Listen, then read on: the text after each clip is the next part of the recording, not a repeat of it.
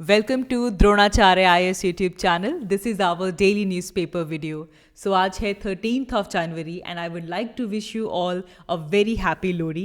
May the bonfire of Lodi light up your life with joy and positivity. Lodi reminds us that hope always ignites. So may this year be full of prosperity, joy and peace for you all.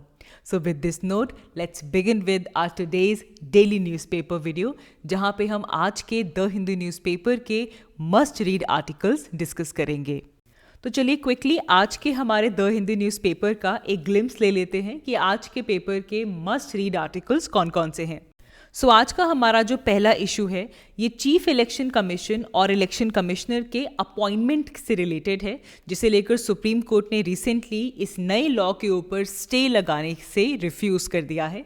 इसकी details हम यहाँ पे देखेंगे and then we gonna talk about a telescope project of India. ठीक है, यहाँ पे हम बात करेंगे 30 मीटर टेलीस्कोप के बारे में, बिकॉज रिसेंटली हमारी साइंस मिनिस्ट्री टीम ने हवाई विजिट किया है to take the stock of this telescope project. क्या है ये प्रोजेक्ट, इसकी डिटेल्स देखेंगे एंड देन हम सब जानते हैं कि किस तरह साउथ अफ्रीका ने इंटरनेशनल कोर्ट ऑफ जस्टिस में इजराइल के अगेंस्ट जीनोसाइड जो केस है वो यहाँ पे फाइल किया है।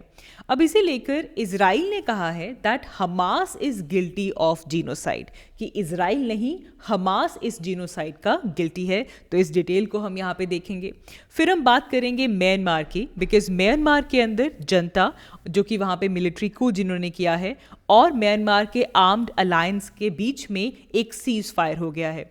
तो क्या है बैकग्राउंड इस म्यांमार के सिविल वॉर का, that will discuss and lastly we gonna talk about the Panama canal, because recently हमने देखा कि रेड सी के अंदर एक क्राइसिस डेवलप हो गया है।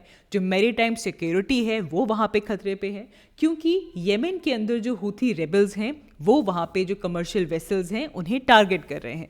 सो इस पूरे क्राइसिस में पनामा कनाल एक इम्पॉर्टेंट मैरीटाइम रूट के जैसे नज़र आ रहा था, लेकिन पनामा कनाल भी एक क्राइसिस फेस कर रहा है। वहाँ पे भी ड्रॉट कंडीशंस हैं, तो जिसके चलते इसका क्या इम्पैक्ट हो रहा है ग्लोबल शिपिंग के ऊपर ये हम यहाँ पे डिस्कस करेंगे। तो चलिए शुरुआत करते हैं। आज का हमारा पहला news article chief election commissioner और अदर इलेक्शन कमिश्नर्स की अपॉइंटमेंट से रिलेटेड है। देखिए रिसेंटली हमारे पास एक एक्ट आता है which is the Chief Election Commissioner and other election commissioners appointment, conditions of service, term of office act 2023. Now as the name suggests, इस एक्ट के अंदर ये डिफाइन किया गया है कि हमारे चीफ इलेक्शन कमिश्नर और बाकी इलेक्शन कमिश्नर्स की अपॉइंटमेंट कैसे होगी, उनकी सर्विस की कंडीशंस क्या हैं और उनके टर्म ऑफ ऑफिस को इस एक्ट के अंदर डिफाइन किया गया है। और इसे लेकर इसका एक प्रोविजन जो सिलेक्शन को लेकर है, अपॉइंटमेंट को लेकर है, इसे सुप्रीम कोर्ट के अंदर चैलेंज किया गया। अब सबसे पहले आप ये समझिए कि इस नए एक्ट के अंदर अपॉइंटमेंट का प्रोविजन क्या दिया गया। सो इस न्यू एक्ट में ये कहा गया कि हमारे इंडिया के जो चीफ इलेक्शन कमिश्नर्स हैं और जो बाकी अदर इलेक्शन कमिश्नर्स हैं, इनकी अपॉइंटमेंट कौन करेगा, they will be appointed by the president of India. ठीक है, और प्रेसिडेंट ऑफ इंडिया कैसे अपॉइंट करेंगे, उनको एक रिकमेंडेशन मिलेगी फ्रॉम अ सिलेक्शन कमिटी। तो इनकी अपॉइंटमेंट के लिए एक सिलेक्शन कमेटी बनाई जाएगी और वो सिलेक्शन कमेटी हमारे प्रेसिडेंट को रिकमेंडेशन देगी कि किन्हें चीफ इलेक्शन कमिश्नर बनाना है और बाकी अदर इलेक्शन कमिश्नर्स कौन कौन होंगे। अब ये जो पूरा इशू चल रहा है that is related to the composition of the selection committee. ठीक है, तो जो न्यू हमारे पास एक्ट आया है इसके अकॉर्डिंग इस सिलेक्शन कमेटी के मेंबर्स कौन कौन होंगे। सबसे पहले प्राइम मिनिस्टर ऑफ इंडिया। ठीक है, दूसरा यहाँ पे जो मेंबर होंगे that would be the leader of opposition in the Lok Sabha. Lok Sabha के अंदर जो लीडर ऑफ ऑपोजिशन होंगे वो यहाँ पे होंगे। और तीसरा जो मेंबर है, जहाँ पे कह लीजिए कि जो सबसे ज़्यादा कंटेंशियस इशू है, न्यू एक्ट के अंदर ये कहा गया कि union cabinet minister would be the third member. और इस यूनियन कैबिनेट मिनिस्टर को कौन नॉमिनेट करेगा, prime minister. So try and understand कि यहाँ पे ये 3 मेंबर सिलेक्शन कमेटी बनेगी, जिसमें एक तरफ होंगे हमारे प्राइम मिनिस्टर, एक होंगे हमारे लीडर ऑफ ऑपोजिशन और तीसरे नंबर पे होंगे union cabinet minister that will be appointed by prime minister, that will be nominated by the prime minister. अब आप देखिए यहाँ पे अब जो ये 3 मेंबर सिलेक्शन कमेटी है, एज यू कैन सी कि यहाँ पे डोमिनेशन किसकी हो गई है, एग्जीक्यूटिव की हो गई है, बिकॉज खुद प्राइम मिनिस्टर भी है यहाँ पे और प्राइम मिनिस्टर ने एक यूनियन कैबिनेट मिनिस्टर को अपॉइंट किया है। ठीक है। अब यहाँ पे चैलेंजिंग क्या है, मतलब यहाँ पे क्वेश्चन किस चीज़ पे उठ रहा है? ये सारा क्वेश्चन रेज होता है क्योंकि सुप्रीम कोर्ट ने अपने एक लैंडमार्क जजमेंट में ये कहा था कि जो चीफ इलेक्शन कमिश्नर हैं और जो अदर इलेक्शन कमिश्नर्स हैं, इनकी अपॉइंटमेंट डेफिनेटली कौन करेगा? प्रेसिडेंट। और इनकी अपॉइंटमेंट के लिए आप क्या बनाइए? आप एक सिलेक्शन कमेटी बनाइए, यहाँ तक सेम है। और इस इलेक्शन कमेटी के मेंबर्स कौन कौन होने चाहिए? सुप्रीम कोर्ट ने सजेस्ट किया था कि ऑफ कोर्स यहाँ पे प्राइम मिनिस्टर ऑफ इंडिया होंगे, then another would be the leader of opposition, leader of opposition would be here, ठीक है। एंड अनदर थिंग कि अगर सपोज करो कि हमारे पास लोकसभा के अंदर ऑपोजिशन नहीं है, there is no such leader of opposition, तो ऐसे केस में जो भी लार्जेस्ट पार्टी होगी ऑपोजिशन की, उनका एक लीडर इस कमेटी का मेंबर बनेगा। और the third member would be chief justice of India. Now you can सी कि चेंज कहाँ पे हुआ है। सुप्रीम कोर्ट ने सजेस्ट किया था कि सिलेक्शन कमेटी में चीफ जस्टिस ऑफ इंडिया भी एक मेंबर हो, लेकिन जो एक्ट हमारे पास आया है उसके अंदर यूनियन कैबिनेट मिनिस्टर को थर्ड मेंबर बनाया गया है, which will be nominated by the prime minister of India. ठीक है जी, now I hope you got an idea कि किस चीज़ को यहाँ पे चैलेंज किया जा रहा है। अब इसे लेकर क्या हुआ कि सुप्रीम कोर्ट ने कहा है कि इस न्यू लॉ के ऊपर वो स्टे नहीं लगा सकते, ठीक है। ये एक स्टैट्यूट है, ये एक एक्ट है, इसके ऊपर सुप्रीम कोर्ट रिफ्यूजल नहीं लगाएगा, ये सुप्रीम कोर्ट ने अपनी जजमेंट में कहा है। तो यही बात आपको इस आर्टिकल में भी मिलेगी। इसमें भी यही चीज़ कही गई है कि जो बेंच है, हालांकि सुप्रीम कोर्ट ने सेंटर को नोटिस दे दिया है और ये जो केस है इसे अप्रैल में हियरिंग के लिए लिस्ट कर दिया है। अब देखें, जिन्होंने ये पिटिशन फाइल की है उनका ये कहना है कि ये जो हमारे पास यूनियन कैबिनेट मिनिस्टर को सिलेक्शन कमेटी में ऐड किया है और एक तरफ प्राइम मिनिस्टर हैं और एक तरफ आ गए आपके लीडर ऑफ ऑपोजिशन, तो यहाँ पे कोई सेपरेशन ऑफ पावर का जो कॉन्सेप्ट है वो यहाँ पे डाइल्यूट होता जा रहा है। और इसके अलावा जो सुप्रीम कोर्ट ने चीफ जस्टिस ऑफ इंडिया को सिलेक्शन कमेटी का मेंबर बनाने की बात की थी, वो इस एक्ट के अंदर नहीं है, तो इस चीज़ को यहाँ पे क्वेश्चन किया गया था। So as you can see, supreme court has refused to stay on this particular law. तो अभी तक का अपडेट यही है। तो चलिए आगे बढ़ते हैं ना। इसके बाद हमारा जो नेक्स्ट न्यूज़ आर्टिकल है ये साइंस एंड टेक पर्सपेक्टिव से इंपॉर्टेंट है। ये न्यूज़ आर्टिकल इंडिया के 30 मीटर टेलीस्कोप प्रोजेक्ट के बारे में है, ठीक है ना। सबसे पहले हमें ये समझना है कि ये 30 मीटर टेलीस्कोप प्रोजेक्ट आखिर है क्या।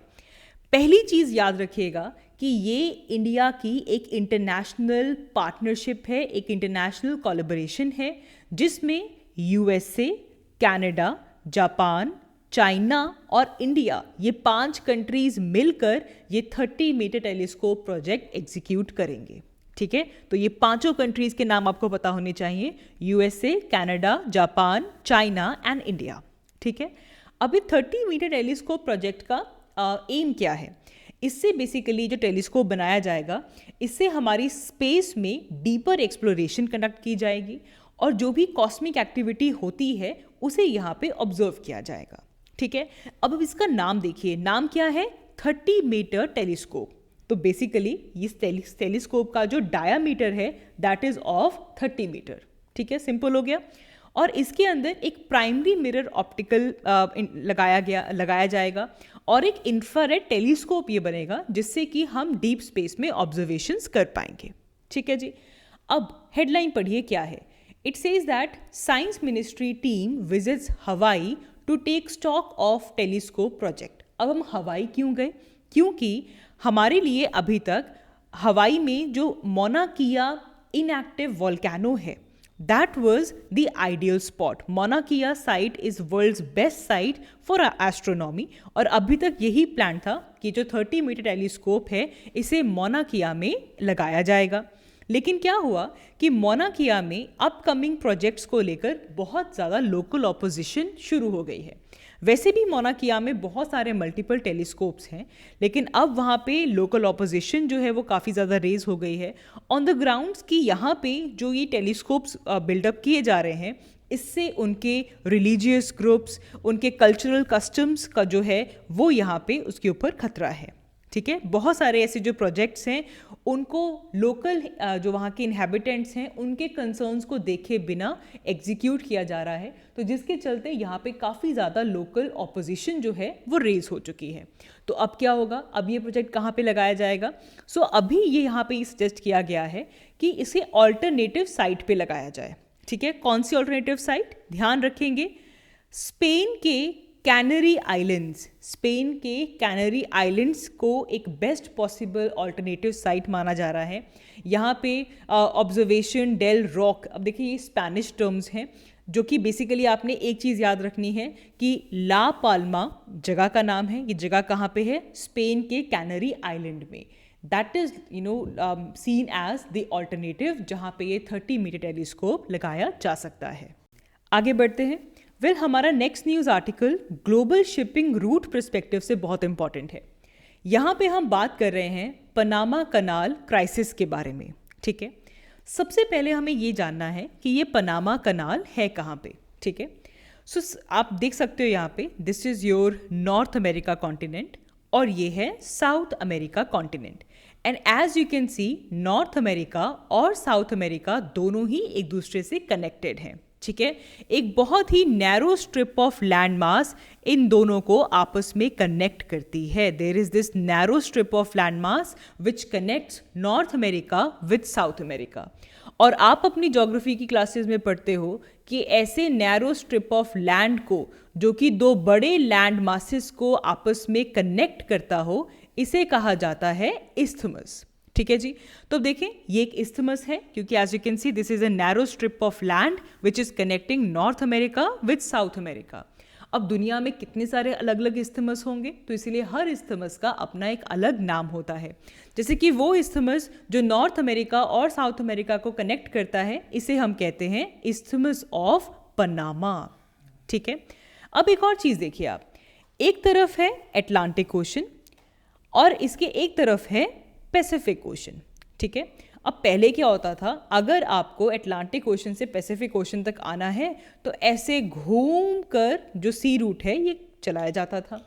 लेकिन फिर क्या हुआ, क्योंकि ये पनामा कनाल है, ये ऑलरेडी एक नैरो स्ट्रिप ऑफ लैंड है, तो इसमें एक कनाल बनाई गई, यहाँ पे डिग कर एक कनाल बनाई गई जिसे हम कहते हैं पनामा कनाल। तो इसे डिग करके यहाँ पे कनाल बनाई गई और इसे कहा गया पनामा कनाल। तो अब इंस्टेड कि आप साउथ अमेरिका पे घूमें और पूरा यू टर्न लेकर आप पैसिफिक ओशन आए या फिर अटलांटिक ओशन जाएं, अब अटलांटिक ओशन और पैसिफिक ओशन के बीच में एक शॉर्टर रूट बन गया। आप सीधा यहाँ से मूव करके दोनों ही वाटर बॉडीज़ के अंदर जा सकते हैं और इसे हम कहते हैं पनामा कनाल।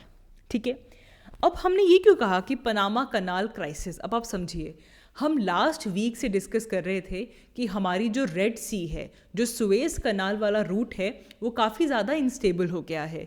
रीज़न बीइंग, जो येमेन के अंदर जो हूथी रेबल्स हैं वो रेड सी के अंदर जो कमर्शियल वेसल्स जाती हैं उनको टारगेट कर रहे हैं, तो जिसकी वजह से एक इनस्टेबिलिटी, एक क्राइसिस डेवलप हो गया in the Red Sea area. अब इससे पनामा कनाल को एक ऑल्टरनेटिव देखा जा रहा था कि ओके हम यहाँ से अपनी शिपिंग जो है वो कंडक्ट कर सकते हैं, लेकिन पनामा कनाल भी एक क्राइसिस फेस कर रही है। हेडलाइन पढ़िए आप इस आर्टिकल का। The article says that global shipping in a spot as Panama canal short of water. एक तरफ रेड सी तो खतरे में है ही, लेकिन पनामा कनाल भी क्राइसिस फेस कर रहा है क्योंकि यहाँ पे वाटर शॉर्टेज है। इसकी डिटेल्स अगर हम देखें तो बेसिकली ये एक पनामा कनाल एक आर्टिफिशियल कनाल है, ये डिग करके बनाई गई है। कुछ 82 किलोमीटर का ये वाटरवे है जो अटलांटिक ओशन और पैसिफिक ओशन को आपस में कनेक्ट करता है। अब करंट सिचुएशन क्या है कि इस पनामा कनाल के थ्रू जो शिपिंग होती है वो 50% से रिड्यूस हो चुकी है। रीज़न बीइंग कि इस एरिया के अंदर ड्रॉट्स आए हैं जिसकी वजह से पनामा के अंदर वाटर की शॉर्टेज है, और जो वेटिंग टाइम पीरियड है इन शिप्स के लिए वो 10 दिन से भी ज़्यादा का हो चुका है। तो इस 81 किलोमीटर के स्ट्रेच को क्रॉस करने के लिए the waiting period is of 10 days. ठीक है, अब रीज़न क्या है? Reason is shortage of water. Panama is facing the driest rainy season which it has seen in decades. ठीक है, जिसकी वजह से ये जो कनाल है यहाँ पे भी एक बॉटल नेक जो है वो बन चुका है। अब इस कनाल में वाटर बहुत इंपॉर्टेंट है क्योंकि इस कनाल के दोनों ही एंड्स पे लॉक सिस्टम है, ठीक है। तो वाटर लेवल को मेंटेन करने के लिए यहाँ पे आर्टिफिशियल फ्रेश वाटर को फ्लश अप किया जाता है, एंड ये जो वाटर आता है ये गैटून लेक से आता है। तो गैटून लेक से वाटर को डिराइव किया जाता है, जिससे कि पनामा का जो वाटर लेवल है इसे अबव सी लेवल किया जाता है। अप्रॉक्सीमेटली 26 मीटर्स ये अबव सी लेवल का जो वाटर है उसे मेंटेन करता है, जिससे कि हमारे पास एक एंड से जो शिप है, चाहे वो पैसिफिक ओशन हो चाहे अटलांटिक ओशन हो, वहाँ से वो शिप एंटर करती है और दूसरे एंड पे ये इसे लोअर करता है, वाटर लेवल को लोअर करता है। तो इसीलिए फ्रेश वाटर यहाँ पे इन्फ्लक्स किया जाता है फ्रॉम गैटून लेक, ठीक है। अब यहाँ पे आसपास कुछ और लेक्स भी हैं, लेक एलोजिलिया, चार्जेस रिवर, यहाँ पे भी जो वाटर है वो रिड्यूस हो चुका है, जिसकी वजह से जो पनामा कनाल है वो उतनी एफिशिएंटली वर्क नहीं कर रही है। तो चलिए आगे बढ़ते हैं ना। इसके बाद हमारा जो नेक्स्ट न्यूज़ आर्टिकल है ये इंटरनेशनल रिलेशंस पर्सपेक्टिव से इम्पॉर्टेंट है। यहाँ पे हम हमारे एक नेबरिंग कंट्री की बात कर रहे हैं, म्यांमार की, ठीक है ना। इस आर्टिकल की अगर आप हेडलाइन देखें तो it says that Myanmar junta armed alliance reach ceasefire. इसको समझने से पहले आपको एक बेसिक बैकग्राउंड पता होना चाहिए। म्यांमार की करंट सिचुएशन ये है काफ़ी टाइम से चल रही है कि वहाँ पे सिविल वॉर चल रहा है। इसकी शुरुआत होती है 2020 में, ठीक है। 2020 में म्यांमार में इलेक्शंस होते हैं और म्यांमार की एक प्रोमिनेंट पार्टी जो है NLD, national league for democracy, वो ये इलेक्शन जीत जाती है। हाउएवर जो मिलिट्री जंटा है, जिसको वहाँ पे टाटमाडा कहा जाता है, उन्होंने ये कहा कि नहीं, ये जो इलेक्शंस हुए हैं इसमें बड़े लेवल पे इलेक्शन में फ्रॉड हुआ है, एंड हालांकि कोई एविडेंस यहाँ पे प्रेजेंट नहीं किया गया। दे जस्ट सेड कि जो इलेक्शंस हुए हैं इसमें बहुत बड़ा फ्रॉड हुआ है, and they rejected the results कि नहीं भाई, बेशक NLD जीत गई है बट इसमें फ्रॉड हुआ है, हम इसे नहीं मानते। और इसके बाद फरवरी 2021 में जो मिलिट्री है वो वहाँ पे कू कर देती है। NLD के लीडर ओंग सान सू की को यहाँ पे डिटेन कर दिया जाता है along with other elected leaders, और वो म्यांमार के अंदर स्टेट ऑफ इमरजेंसी डिक्लेयर कर देते हैं और पूरा गवर्नमेंट का जो कंट्रोल है वो सीज कर लेते हैं। तो मतलब बेसिकली क्या हुआ, 2021 में म्यांमार के अंदर मिलिट्री कू हुआ। अब इस कू से क्या हुआ कि म्यांमार में बड़े लेवल पे जो प्रोटेस्ट है वो ट्रिगर हो गया। सिटीजन्स ने डिमांड किया कि भाई हमें मिलिट्री कू नहीं चाहिए, डेमोक्रेसी वापस लेकर आओ, जो लीडर्स को आपने डिटेन किया है उनको रिलीज़ करो। बहुत से सिविल सर्वेंट्स, एक्टिविस्ट और बहुत सारे ग्रुप्स ऐसे सिविल डिसोबीडियंस मूवमेंट यहाँ पे उन्होंने लॉन्च किए। बहुत सी स्ट्राइक्स यहाँ पे हुई, डेमोन्स्ट्रेशंस हुए यहाँ पे, और जिसके बाद इस मिलिट्री कू के अगेंस्ट, मिलिट्री जंटा के अगेंस्ट, टाटमाडा के अगेंस्ट कुछ रेजिस्टेंस फोर्सेस की फॉर्मेशन हुई, ठीक है। आर्म्ड रिबेलियस ग्रुप बने जो कि इस मिलिट्री जंटा को के साथ लड़ाई कर रहे थे। एक सिविल वॉर वहाँ पे शुरू हो गया था, और इसे लेकर अपडेट ये आया है जो आपने इस हेडलाइन में भी देखा कि मिलिट्री जंटा और ऐसे आर्म्ड अलायंसेस के बीच में सीज फायर हो गई है, ठीक है। तो मेनली दो बड़े ग्रुप्स जो हैं यहाँ पे, that is your national liberation army and Myanmar national democratic alliance army, ठीक है, और अराकान आर्मी, इनके बीच में और म्यांमार की जो मिलिट्री है, जंटा है, इसके बीच में जो सीज फायर है वो उन्होंने ब्रेकआउट कर लिया है, ठीक है। तो ये एक अपडेट है अभी के लिए।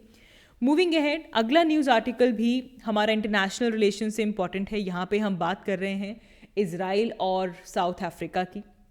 हम इसे लगातार फॉलो कर रहे हैं, एंड वी नो दैट कि साउथ अफ्रीका ने इंटरनेशनल कोर्ट ऑफ जस्टिस में इज़राइल के अगेंस्ट जीनोसाइड केस फाइल किया, ठीक है। अब साउथ अफ्रीका क्या चाहता है ये केस फाइल करके कि इमीडिएटली जो इज़राइल मिलिट्री ऑपरेशंस कर रहा है गाज़ा में, उनको हॉल्ट किया जाए, उनको रोका जाए, ठीक है, और 2.3 मिलियन पैलेस्टीनियंस का जो टेरिटरी है वहाँ पे पीस रिस्टोर की जाए। अब ये केस की शुरुआत हुई है ICJ में, और वहाँ पे इज़राइल ने ये कहा है कि हम जीनोसाइड नहीं कर रहे हैं, ये जीनोसाइड हमास कर रहा है, इज़राइल तो अपने लोगों का डिफेंस कर रहा है। जो भी गाज़ा में हुआ है that is done on the basis of defence of their people, क्योंकि इसकी शुरुआत जो है वो हमास ने की थी। हमास ने सबसे पहले इज़राइल में इन्फिल्ट्रेट किया। हम तो इज़राइल के लोगों को बचाने के लिए डिफेंस के अंदर ये जो वॉर है ये कर रहे हैं। Israel is not guilty of the genocide, Hamas is guilty. तो ये इजराइल ने इंटरनेशनल कोर्ट ऑफ जस्टिस में इंसिस्ट किया है। ठीक है, so this is one update जो हमें पता होना चाहिए। So that is all for this video. आज की इस वीडियो के लिए इतना ही। Thank you so much for watching. I will see you all in my next one. Thank you.